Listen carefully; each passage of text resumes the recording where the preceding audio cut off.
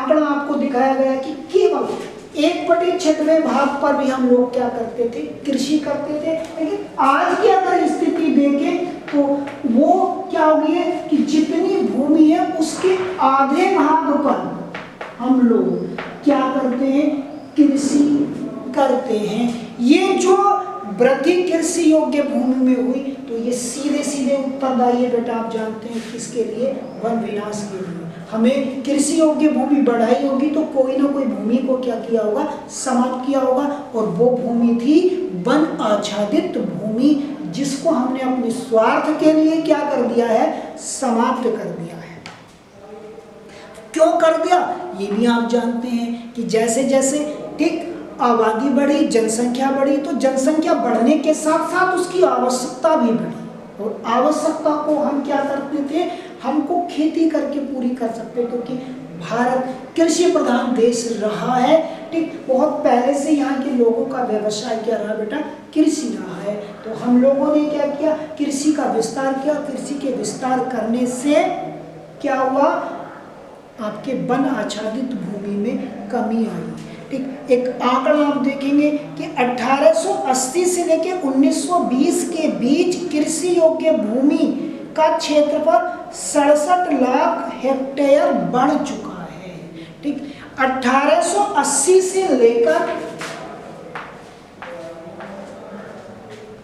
1920 की जो अवधि है, इस समय में जो कृषि योग्य भूमि है भारत में, उसमें 67 लाख हेक्टेयर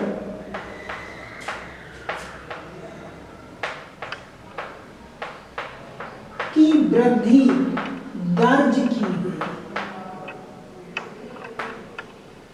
कितनी वृद्धि की गई, 67 लाख हेक्टेयर की वृद्धि दर्ज की गई होगी। और सीधी सी बात आप समझ रहे होंगे कि इतनी बड़ी मात्रा में कृषि योग्य भूमि कहां से, हमने कहां से प्राप्त किया, हमने प्राप्त की वनों की कटाई करके। तो बेटा आपसे पूछा जा सकता है कि वन विनाश का कोई एक कारण लिखिए, तो आप लिख सकते हैं खेती का विस्तार। ठीक, मैंने आपको बताया कि जैसे जैसे जनसंख्या बढ़ी उसकी आवश्यकता भी बढ़ी, और आवश्यकता को पूरी करने के लिए हमने क्या किया, वनों की अनाधुनिक कटाई करनी शुरू कर दी। ठीक, ये आंकड़ा इस बात का प्रतीक है जो आपको बताता है कि 1600 ईस्वी में केवल 1/6 भूभाग पर ही हम लोग क्या करते थे, भारत में कृषि करते थे। इतनी कृषि योग्य भूमि पाई जाती थी। अगर आज की बात देखें तो भारत के कुल भूभाग का लगभग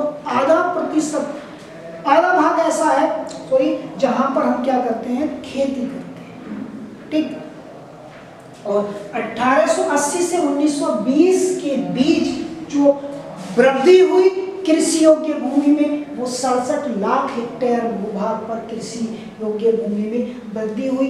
इस बात का परिचायक है कि हमने क्या किया है, वनों का विनाश किया है। दूसरा महत्वपूर्ण कारण है, आपको याद रखना है,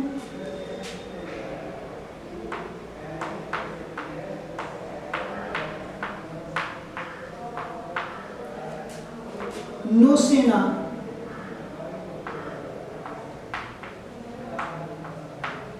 जल। नौसेना का मतलब जानते हैं, जल में कार्य करने वाली सेना। बेटा आप जानते हैं कि विश्व में कभी सबसे शक्तिशाली नौसेना इंग्लैंड की मानी जाती थी, और इंग्लैंड ने अपने इसी शक्तिशाली नौसेना के बल पर विश्व के बहुत सारे देशों को अपना उपनिवेश बनाया, अपना शासन कार्य किया, और भारत पर भी इसी नौसेना के बल पर उन्होंने क्या किया था, अधिकार किया था।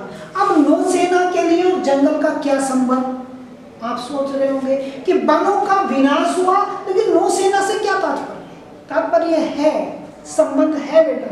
वो क्या संबंध है, नौसेना के लिए जहाज चाहिए बड़े बड़े, और जहाज किससे बनाए जाएंगे, लकड़ी से बनाए जाएंगे। ठीक, और इंग्लैंड में जब लकड़ी समाप्त हो गई, नौसेना के आवश्यकता के लिए लकड़ी नहीं बची, ऐसे जहाजों का निर्माण करने के लिए लकड़ी नहीं बची जिससे नौसेना की जरूरतों को पूरा किया जा सके, तो उसने भारत जैसे अपने उपनिवेशी देशों में ऐसे लकड़ी के स्थान खोजने शुरू कर दिए। ऐसे अन्वेषण करना शुरू कर दिया, जहां से उसको आसानी से लकड़ी प्राप्त हो सकती थी।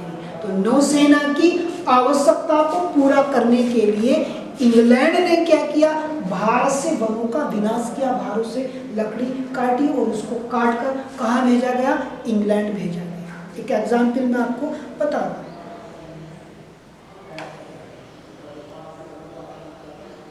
कि 1820 के दशक में खोजी दस्ते हिंदुस्तान की वन संपदा का अन्वेषण करने के लिए भेजे गए और एक दशक के भीतर, एक दशक 10 वर्ष की अवधि होती है, ये आप लोग जानते हैं, बड़े पैमाने पर पेड़ काटे जाने लगे और भारी मात्रा में लकड़ी को हिंदुस्तान से निर्यात किया जाने लगा। ठीक, जब इंग्लैंड के पास लकड़ी की समाप्ति हो गई तो उसने भारत की वन संपदा को अपने उद्देश्य की पूर्ति के लिए प्रयोग करना शुरू कर दिया। एक कारण बना, एक और महत्वपूर्ण कारण बनता है रेलों का विकास।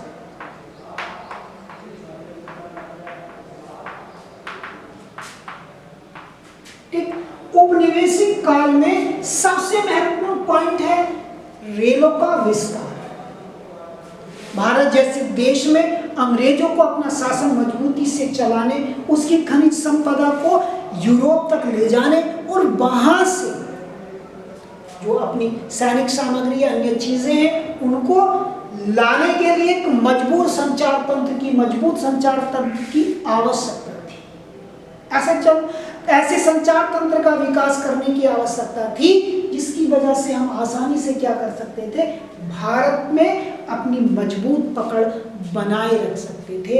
इसी क्रम में रेलों का विकास किया गया।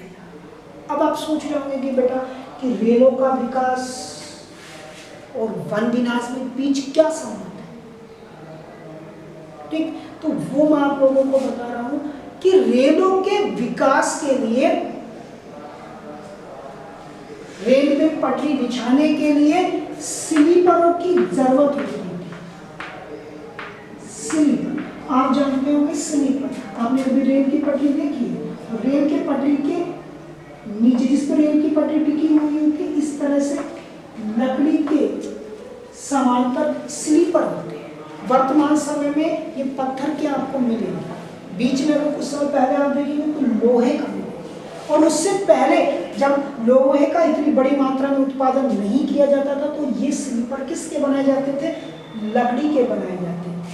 और लकड़ी कहाँ से प्राप्त होती थी, वनों को काट के। और आपको याद रखना है कि 1 मील लंबी रेलवे लाइन बिछाने के लिए 1760 से 2000 स्लीपरों की क्या पड़ती थी, जरूरत पड़ती थी। ठीक, यानी 1 मील लंबी अगर आपको रेलवे पटरी बिछानी है, रेलवे लाइन बनानी है, तो आपको 1760 से लेकर 2000 स्लीपरों की क्या पड़ेगी, आवश्यकता पड़ेगी। और 1 मील आप जानते हैं लगभग 1.5 किलोमीटर के बराबर होता है, 1.6 किलोमीटर के बराबर होता है 1 मील। यानी अगर आपको 1.5 किलोमीटर रेलवे लाइन बिछानी है तो आपको 1760 से लेकर 2000 स्लीपरों की आवश्यकता होती है। और आप जानते हैं कि भारत में पहली गाड़ी कब चलाई गई थी, पहली गाड़ी चलाई गई थी 1853 ईस्वी में। और 1860 के बाद वहां पर तेजी से क्या किया गया, रेलों का विकास किया गया। और रेलों के विकास के लिए स्लीपर की जरूरत पड़ती थी, ये मैं अभी आप लोगों को बताया हूँ। तो स्लीपर के लिए वनों की बहुत बड़े पैमाने पर कटाई की गई, और कटाई करने से क्या हुआ, वन विनाश हुआ।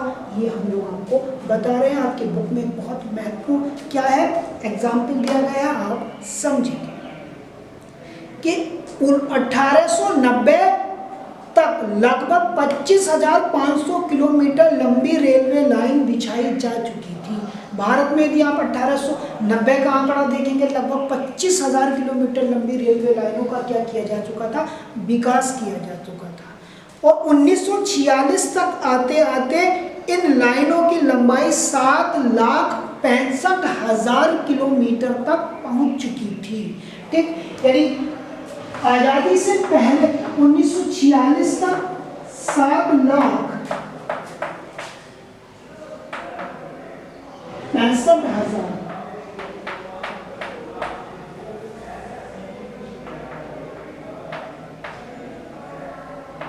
इतनी लंबी रेलवे लाइनों का यहाँ पर क्या किया जा चुका था, विस्तार किया जा चुका था, जिससे बहुत बड़े पैमाने पर किसकी जरूरत थी, पेड़ों की जरूरत थी, स्लीपरों की जरूरत थी। तो जैसे जैसे भारत में रेलवे लाइन का विकास किया गया, रेलों का विस्तार किया गया, वैसे वैसे वनों की क्या की गई, कटाई की गई। तो वनों के विनाश में एक महत्वपूर्ण कारण क्या बनता है, रेलों का विस्तार भी